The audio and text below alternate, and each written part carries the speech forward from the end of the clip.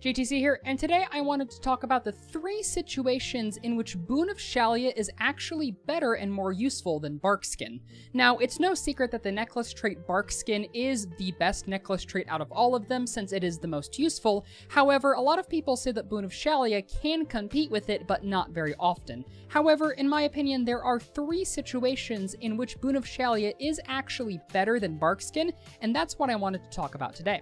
The first situation is with specific team comps. If you're able to get a group together and you're able to coordinate a team-wide build, you can essentially run what I like to call the temp HP team, which allows you to be maxed out on temp HP or green HP for pretty much the entire run. And this is done with Mercenary, Ranger Veteran, Warrior Priest, and Sister of the Thorn. The idea behind this comp is that the Mercenary and the Ranger Vet use their ults to keep their team topped up on temp HP as much as possible, while the Warrior Priest uses From Fury Fortitude in order to turn that temp HP into green HP.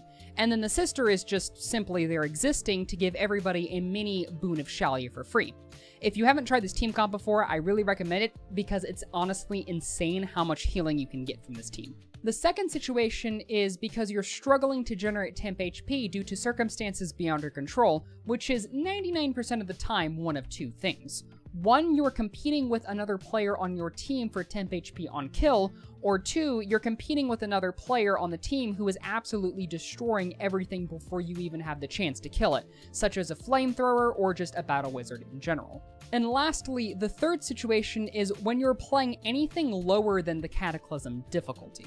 If you really think about it, if you play the game at any difficulty below Cataclysm with a group who is just decent at the game does not spawn enough enemies to allow everyone to consistently keep up their temp HP, which means that if you want to keep up your temp HP, you essentially have to fight others for it.